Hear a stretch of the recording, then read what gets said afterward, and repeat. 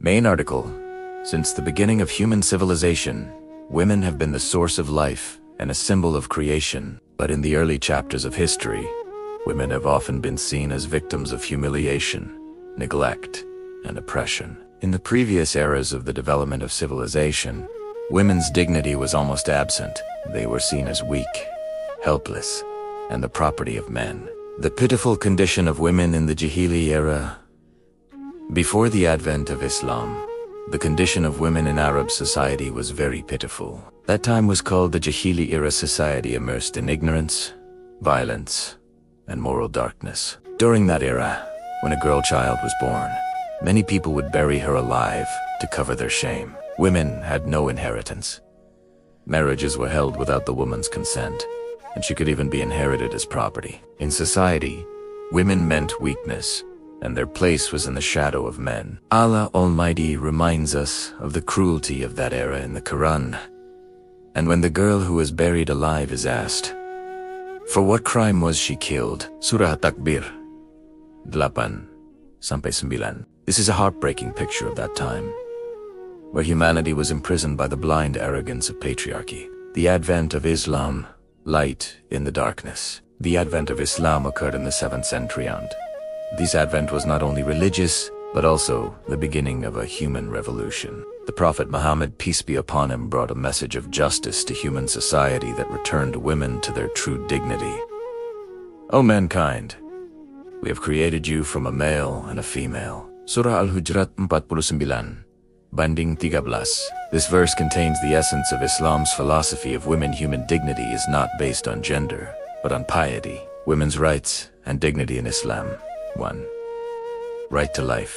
Islam first declares that every life has a right. Killing a female child is completely forbidden. The Prophet, peace be upon him, said, "Whoever nurtures a female child, Allah will grant him paradise." Bukhari thus.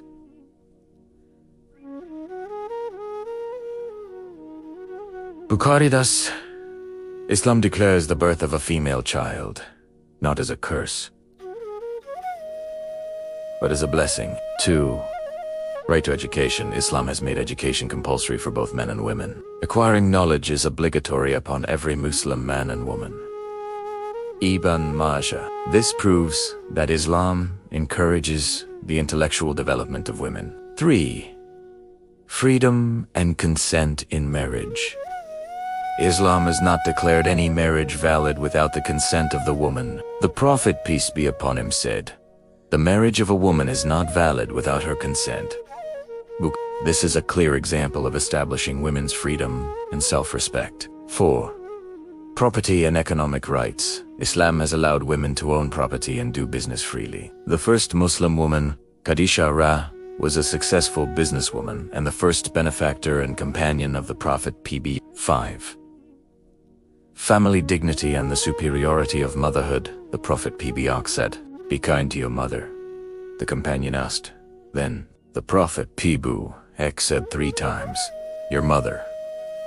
Then he said, "Your father." Bukhari and Muslim. The status of a mother in Islam is higher than heaven. And regarding wives, the Prophet PBUH said, "The best of you is the one who treats his wife best." Tirmidhi. The social role of women in Islam. Islam recognizes women as an essential part of society. Aisha Ra was the best source of knowledge in hadith.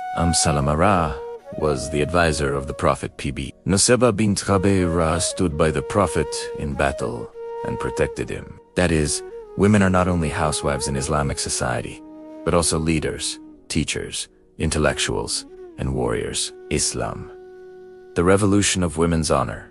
Islam has established the dignity of women not only in words, but also in reality. Where women were previously like commodities, Islam said, "They are your garments, and you are their garments."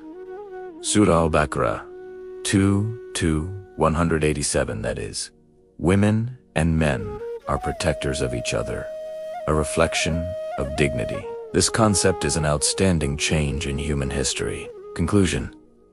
Islam's eternal teaching on the dignity of women, in an era when having a daughter was a shame, Islam made the daughter the key to paradise. In a society where women were destitute, Islam gave her the right to inheritance, honor, and knowledge.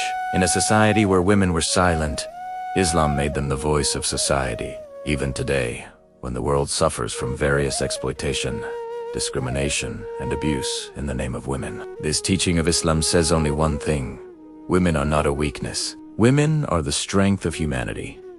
Islam has taught us to respect, protect, and love that strength, and that teaching is eternal even today.